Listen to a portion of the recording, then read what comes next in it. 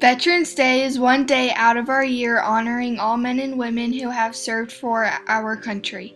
One of these many people being honored on this day comes one special man in particular, James H. Doolittle, the man of aviation. Born in Alameda, California, James, or Jimmy as his friends knew him, lived a very meaningful life. He moved to Alaska and then to Los Angeles when little, and at a young age developed a sudden interest in flying.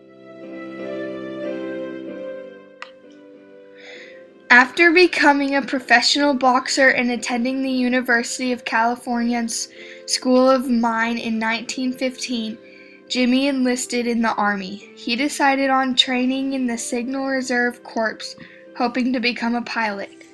Soon after enrolling, he was promoted to lieutenant.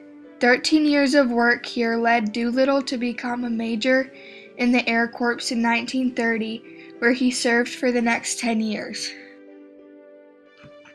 During this time, Doolittle also served as an instructor pilot and started doing aerobatics. He began thinking about aviation records and was determined that he could break them. In 1922, he did just so by becoming the first person to do a cross-continental crossing in under 24 hours. He set the record to only 21 hours and 19 minutes, flying with only one refueling stop. He went on to obtain a master's degree and a PhD in aeronautical engineering from Massachusetts Institute of Technology in 1923. When he received these degrees, there were currently less than 100 other people with that high of education and masters. With all of this knowledge, Doolittle disproved the theory that pilots instinctually know the direction of the wind, speed of the wind, and the direction in which the plane is traveling. So, he determined that visual aids and/or instruments were needed to know this information when flying. As Doolittle continued his flying exploits, he had many great successes and triumphs. In 1927, he was the first person to execute an outside loop which was thought to be fatal.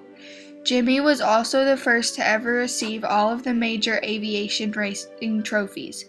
Along with these, he also had a world land plane speed record.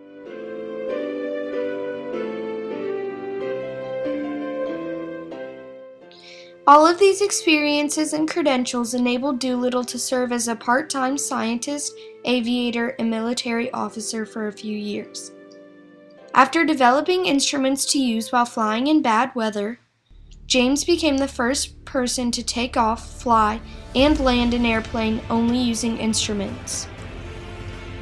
He also helped manufacture a high-octane aviation gas, contributing to the higher performance of planes. Even with all of these great accomplishments, Doolittle managed to do more. He returned to being active in the Army Air Corps, where he was soon promoted to lieutenant colonel.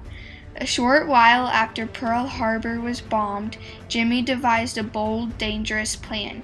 He, along with 80 other men, boarded 16 planes and launched off to Japan. Each plane released a bomb over Tokyo. Only 3 men died on that mission and 4 were left injured, but it was worth the risk.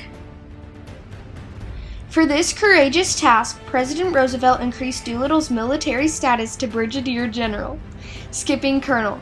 Jimmy also received the Congressional Medal of Honor, the highest military award there is, the Silver Star, and the Distinguished Flying Cross. He was soon promoted to Major General, followed by Lieutenant General. In 1946, James Doolittle went back to the civilian life and became vice president at Shell Oil. He left in 1958 to become the director of the Space Technology Laboratories and director of TRN Incorporated. He then went on to be the chairman of the Air Force Scientific Advisory Board. He also joined the President's Foreign Intelligence Advisory Board simultaneously. He declined the offer to become first administrator of NASA in 1958. Doolittle was often looked to for help with new aviation technology and questions on military and scientific issues. Jimmy continued his life as an avid sportsman, fisher, and hiker. Even though he was retired from active duty, he managed to be promoted to a 4-star general. In 1992, he passed away, leaving behind many great accomplishments in achieving great goals. Doolittle may have set many great records and accomplished many fantastic things, but his main goal in life was not to be famous and well known. It was to leave the earth as a better place than he found it, and I think we can all say he did just that.